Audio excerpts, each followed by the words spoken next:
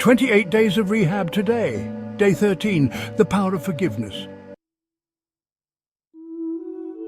Forgiveness is one of the most liberating steps in recovery. It's not just about letting others off the hook, but about freeing yourself from the weight of resentment and guilt.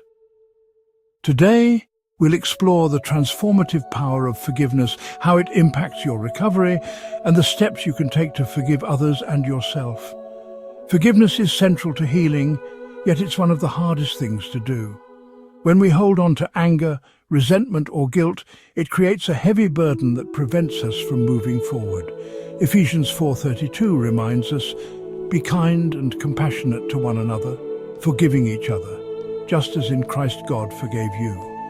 Forgiveness is an act of grace that reflects God's love for us. In the Big Book of Alcoholics Anonymous, resentment is described as the #1 offender, capable of destroying progress in recovery. Releasing that resentment is essential to finding freedom and peace. Acknowledge the hurt. Forgiveness begins by recognizing the pain caused by others or yourself. Psalm 34:18 offers comfort. The Lord is close to the brokenhearted and saves those who are crushed in spirit. Allow yourself to feel and process the hurt before releasing it. Decide to forgive. Forgiveness is a choice, not a feeling. Colossians 3:13 instructs us, "Bear with each other and forgive one another if any of you has a grievance against someone. Forgive as the Lord forgave you." Even if it feels impossible, choosing forgiveness opens the door for healing. Forgive yourself. Many struggle to forgive themselves for past mistakes. Romans 8:1 provides reassurance.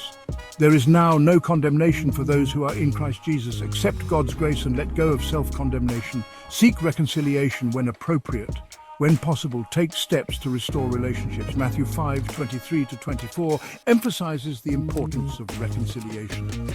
If you are offering your gift at the altar, and then remember that your brother or sister has something against you, leave your gift there in front of the altar. First, go and be reconciled to them. Be willing to apologize and make amends. Pray for those who hurt you. Prayer softens our hearts and aligns us with God's will.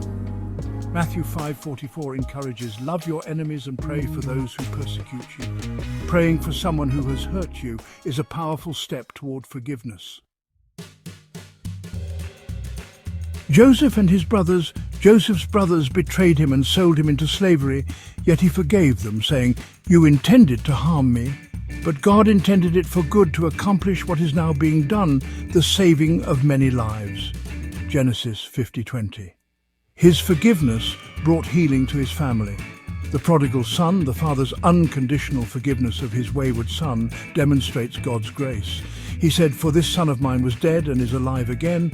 He was lost and is found." Luke 15:24. Jesus on the cross. Even in his suffering, Jesus forgave those who crucified him, saying, "Father, forgive them, for they do not know what they're doing." Luke 23:34.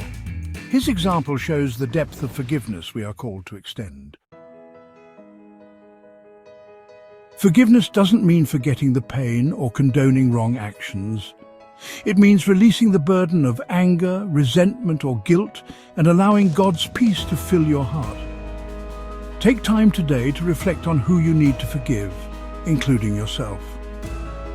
Pray for God's strength to take this step and trust that He will guide you through the process. For more tools and inspiration, explore my book, There's Power in Pain and Poetry. Some of you. It's filled with stories of faith, forgiveness, and transformation to help you on your journey. Visit www.hustleheavenlyinc.com to get your copy today. Together, we'll continue this journey toward freedom and healing.